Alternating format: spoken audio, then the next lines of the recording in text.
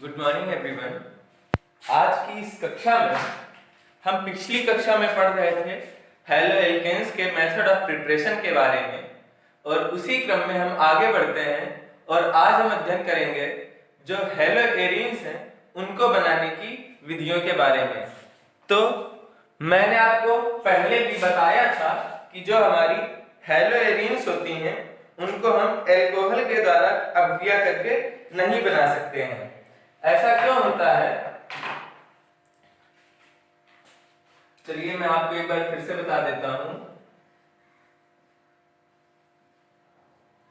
कि सपोज जो हमारा हेलो एरीन्स है, ये जो हमारे एरोमेटिक कंपाउंड्स हैं, सपोज ये हमारी बेंजीन रिंग है और जो इसका एरोमेटिक एल्कोहल होगा वो हमारा ये फिनॉल है, ठीक है। और इसके पास ये दो लोन पेयर ऑफ इलेक्ट्रॉन इस ऑक्सीजन के पास उपस्थित होते हैं।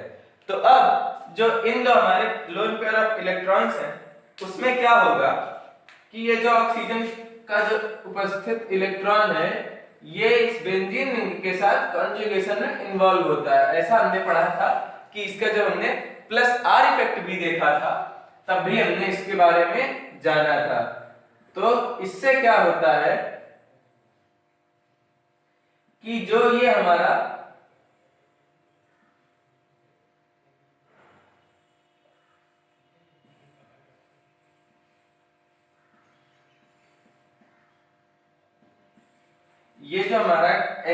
जो ऑक्सीजन है ये हमारा sp2 हाइब्रिडाइज्ड कार्बन से जुड़ा है, ठीक है। और एक बात हमें याद रखनी चाहिए कि जब sp2 हाइब्रिड कार्बन के साथ कोई भी ग्रुप जुड़ा होता है तो उसका भी संकरण sp2 हो जाता है। तो ये जो हमारा ऑक्सीजन है इसका संकरण sp2 हो जाता है, ठीक है। अगर हम यहां पर देखेंगे तो हमें ये पता चलेगा कि इसका जो संकरण है ये अभी sp2 है, तो इसलिए इसका संकरण भी हमारा इस ऑक्सीजन का संकरण sp2 ही होता है, क्योंकि ये दोनों हमेशा कॉन्जुगेशन में इन्वॉल्व होता है जो ऑक्सीजन का लोन पेयर होता है। तो जो नया बॉन्ड बना है ये बना है डबल बॉन्ड, ठीक है। जो हमारा एल्कोहल होते थे, सपोज ये हमारा एल्कोहल है, सिंपल जो हमारा एल्केन्स के एल्कोहल होते थे, हमारे जो नॉर्मल एलिफेटिक एल्कोहल्स होते थे, उसमें जो हमारा ये कार्बन होता था ये कार्बन होता था sp3 कार्बन, और sp3 कार्बन से अटैच्ड ये जो ऑक्सीजन होता था, तो जो sp3 कार्बन के कारण ये जो बॉन्ड था ये बॉन्ड होता है वीक बॉन्ड। sp3 कार्बन और ऑक्सीजन के बीच का जो बॉन्ड है, यहां पर जो है यहां पर क्या है sp2 कार्बन और ये जो ऑक्सीजन का बॉन्ड है, तो ये जो बॉन्ड होता है हमारा ये बॉन्ड हमारा अधिक स्थायी होता है। तो इस अधिक स्थायी होने के कारण क्या होगा कि ये जो हमारा H+ है ये तो इसमें अटैक कर जाएगा क्योंकि इसका जो लोन पेयर है वो इसके पास अवेलेबल है। बट जो हमारा ऑक्सीजन होता है इसमें जो फिनॉल में ऑक्सीजन है, तो फिनॉल में जिसका लोन पेयर ऑफ इलेक्ट्रॉन है वो हमारा ऑक्सीजन के पास अवेलेबल नहीं है, वो बेंजीन रिंग के साथ हमारा कॉन्जुगेशन में इन्वॉल्व है।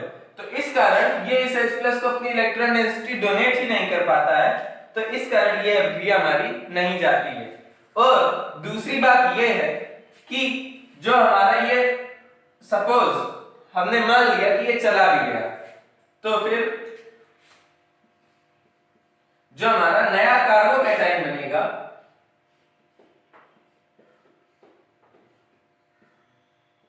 सपोज ये जो हमारा OH ग्रुप है ये यहां से अगर निकल जाता है H2O के साथ बना करके H+ से अभिक्रिया करके, तो ये जो हमारा कार्बोकैटायन बनेगा, ये हमारा जो कार्बोकैटायन होता है ये हमारा कार्बोकैटायन स्थायी नहीं होता है, ठीक है।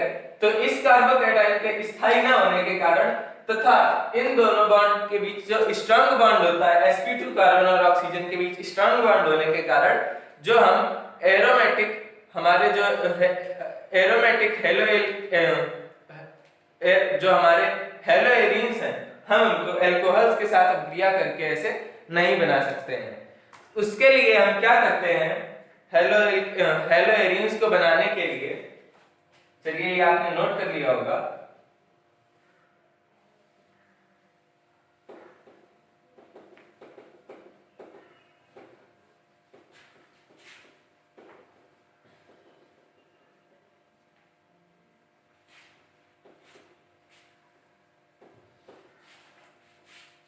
हम क्या करते हैं, जो हमारे पास सपोज ये हमारी बेंजीन है, तो इसकी अभिक्रिया हम किससे करवाते हैं, ये जो हमारी हाइड्रोजन गैसेस होती हैं उनकी Fe की प्रेजेंस में, आयरन की प्रेजेंस में हम इनका हैलोजिनेशन करवाते हैं हाई टेम्परेचर पे। तब हमारा जो ये X होता है ये इससे अटैच हो जाता है जाकर के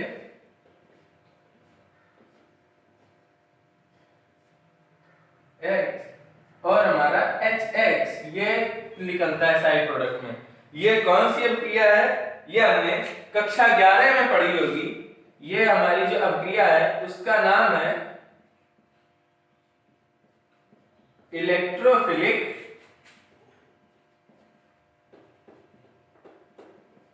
सब्स्टिट्यूशन रिएक्शन, या फिर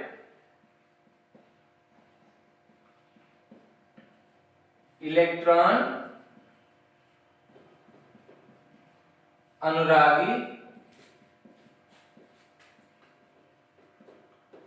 प्रतिस्थापन अभिक्रिया।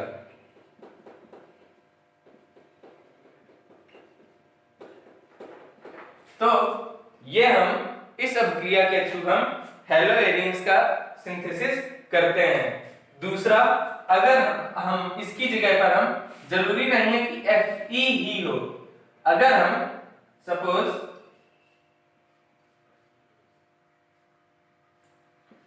ये हमारा CH3 है, ये जो हमारा मॉलिक्यूल है ये टॉल्यूइन है, ठीक है, और ये किस प्रकार रिएक्शन करेगा, Cl2 के साथ FeCl3, और हीट का सिंबल हम डेल्टा से, हम हीट को हम डेल्टा से रिप्रेजेंट करते हैं।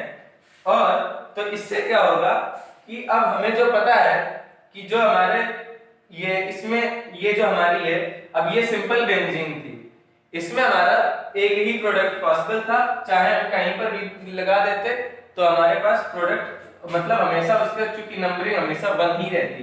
बट इस केस में क्या है कि हमारा ये CH3 फंक्शनल ग्रुप अटैच्ड है, उस कारण एक तो हमारे पास ये प्रोडक्ट पॉसिबल है, प्लस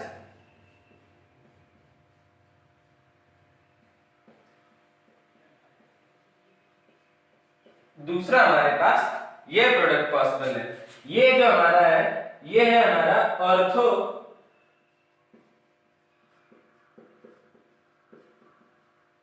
सब्स्टिट्यूटेड प्रोडक्ट है, इसको हम क्या बोल सकते हैं, ऑर्थो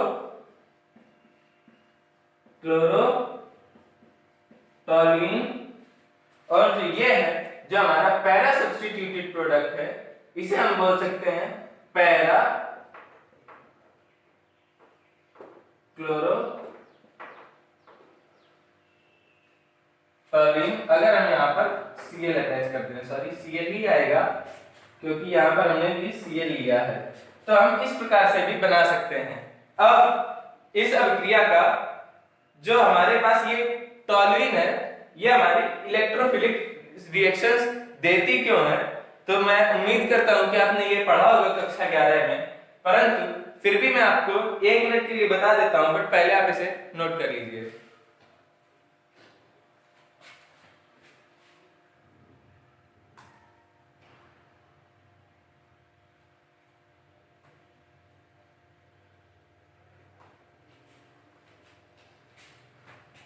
चलिए, आपने ये नोट कर लिया होगा।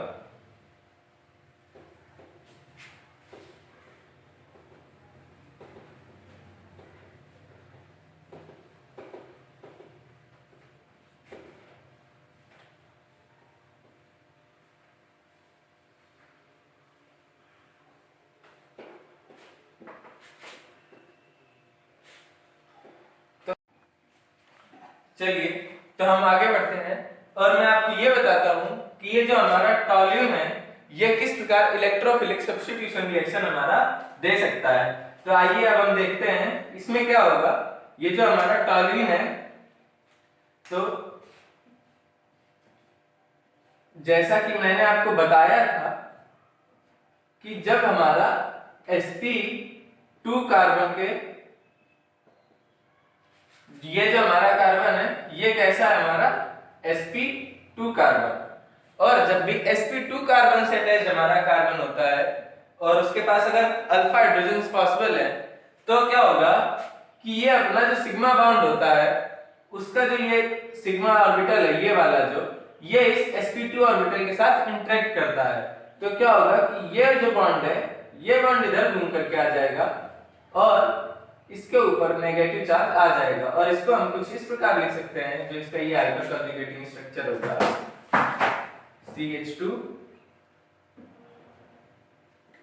H प्लस, ये यहीं पर बना रहेगा और यहाँ पर डबल बॉन्ड आ जाएगा और इसके ऊपर नेगेटिव चार्ज आएगा और इसके ऊपर नेगेटिव चार्ज आएगा, उसके बाद फिर ये इलेक्ट्रॉन घूम करके इधर आएगा और ये इलेक्ट्रॉन घूम करके इधर आएगा। तो जो हमारा अगला स्ट्रक्चर होगा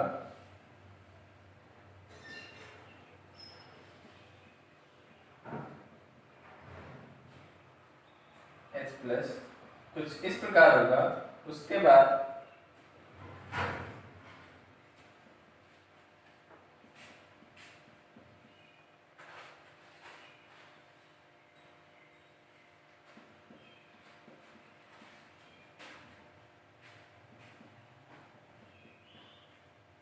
फिर ये इलेक्ट्रॉन यहाँ पर आएगा और ये जो डबल बॉन्ड है ये फिर से हाइड्रोजन के साथ अटैच हो जाएगा।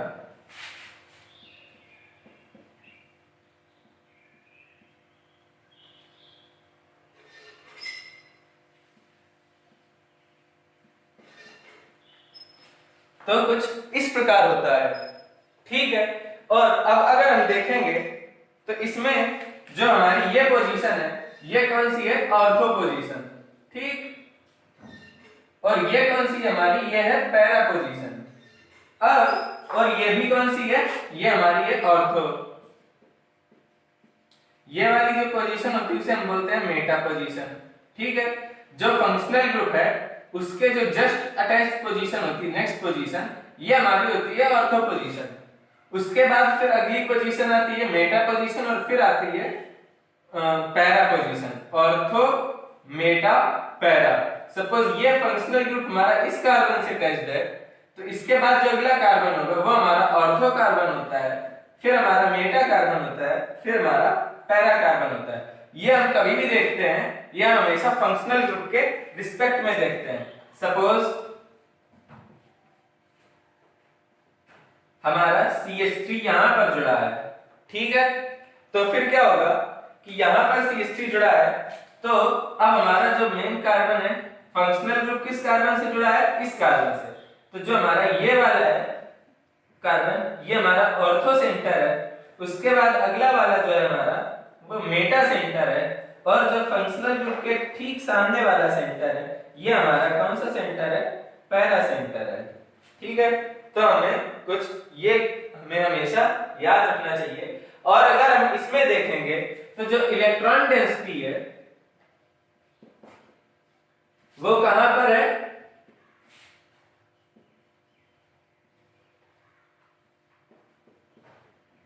Ortho position and Meta position.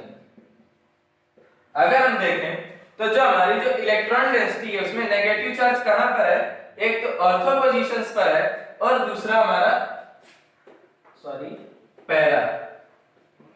Para positions पर हमारा नेगेटिव चार्ज है।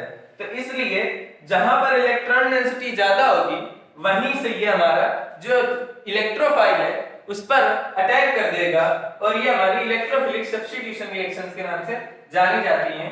चलिए मैं आपको एक बार इसकी मैकेनिज्म बता देता हूं अगर आपको ना याद हो। चलिए पहले आप ये नोट कर लीजिएगा कि जो हमारी टॉल्यूइन होती है उसकी रिएक्टिविटी इलेक्ट्रोफिलिक सब्स्टिट्यूशन रिएक्शंस के लिए क्यों होती है।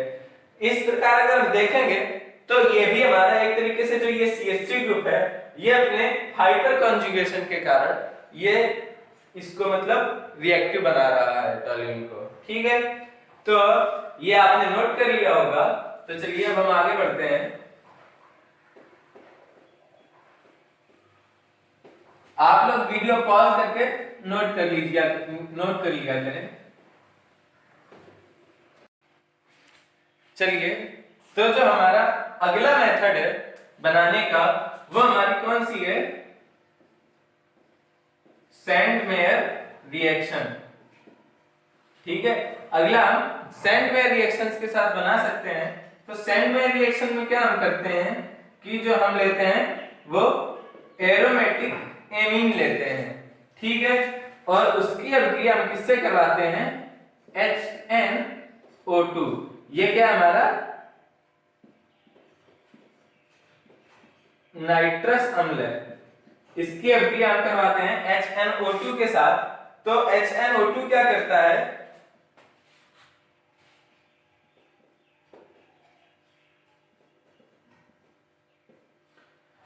और मैं आपको बताना चाहूंगा कि ये जो HNO2 हमारा बनता है ये कैसे बनता है।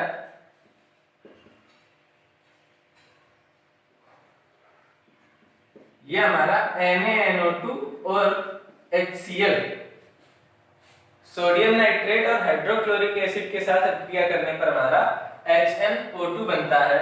तो जो इसके बाद इसकी अभिक्रिया हमारी, ये हमारा रिएक्टिव इंटरमीडिएट होता है। बेसिकली हम यही लिखेंगे कि NaNO2 और HCl के साथ अभिक्रिया कराते हैं तो हमारा क्या बनेगा? यहां पर बनता है N2 प्लस और Cl माइनस। ये हमारा जो बनता है इसे हम बोलते हैं डाइजोनियम सॉल्ट। ठीक है, ये जो डाइजोनियम सॉल्ट बनता है, फिर जब हम इसको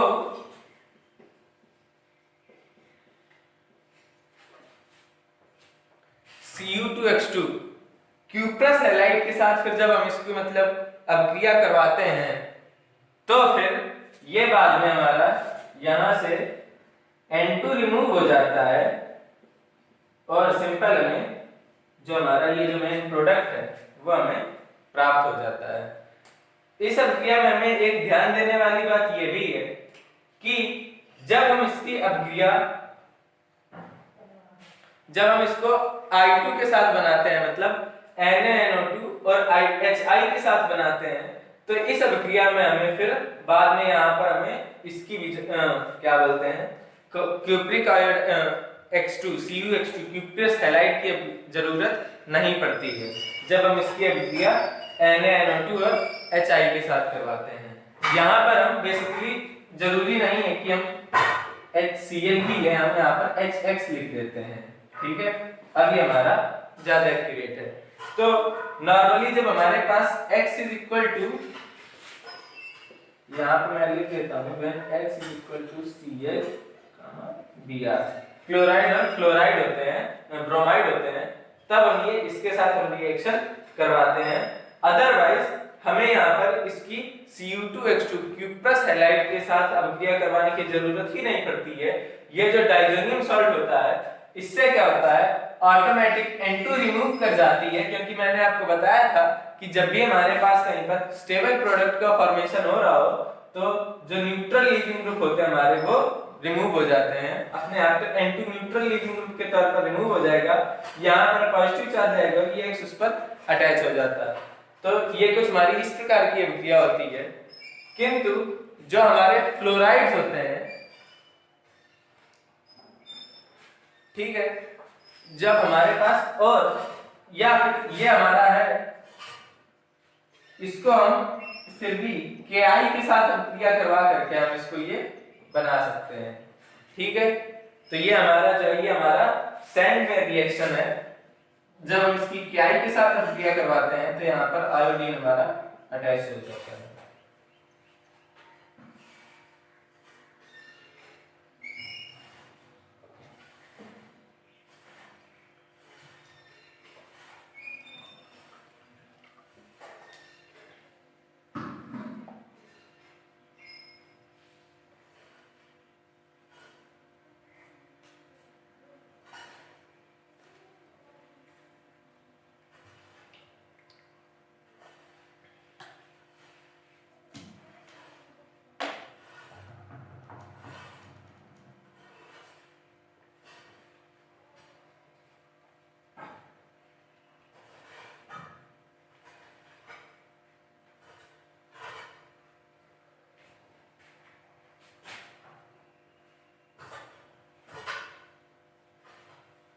चलिए, तो ये आपने नोट कर लिया होगा।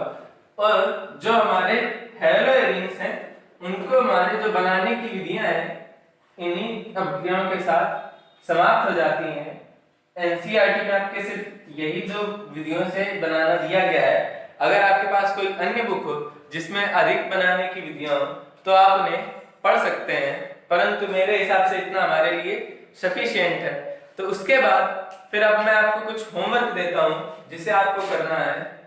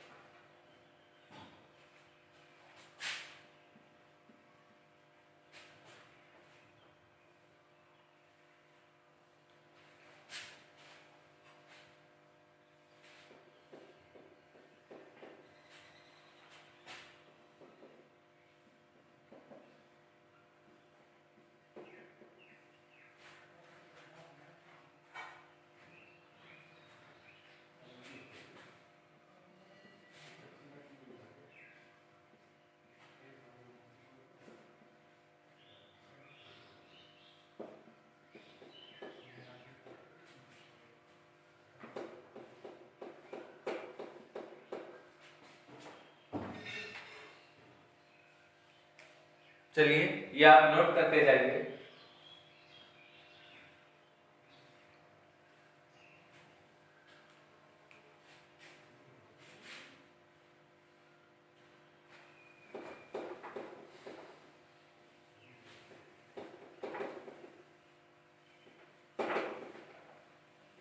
ये मैंने 3 अभी दिए हैं, 3 और ही है हमारे पास बस।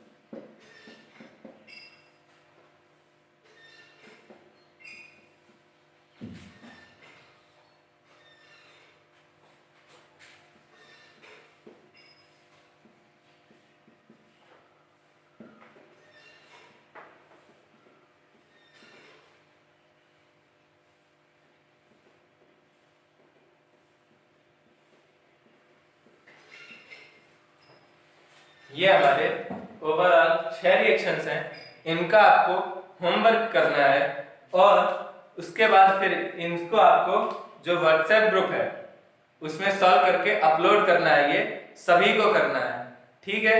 या फिर आप इसको जो गूगल क्लासरूम है या तो उस पर अपलोड करें या फिर आप इसको व्हाट्सएप पर अपलोड करें, लेकिन इसका सॉल्यूशन इन सभी 6 क्वेश्चनों का मुझे चाहिए। मैं आपको पहले ये पूरा जो मेथड ऑफ प्रिपरेशन है मैंने सारी आपको बताई है और बहुत डिटेल में बताई है, तो मेरा ये आशा करना उचित है कि आप ये सारे सॉल्व करके ग्रुप पर अपलोड करेंगे। धन्यवाद। कल हम इनकी जो भौतिक गुण है और उसके बाद फिर जो हैलो एल्केन्स की जो रासायनिक अभिक्रियाएं हैं उनका अध्ययन करेंगे। धन्यवाद।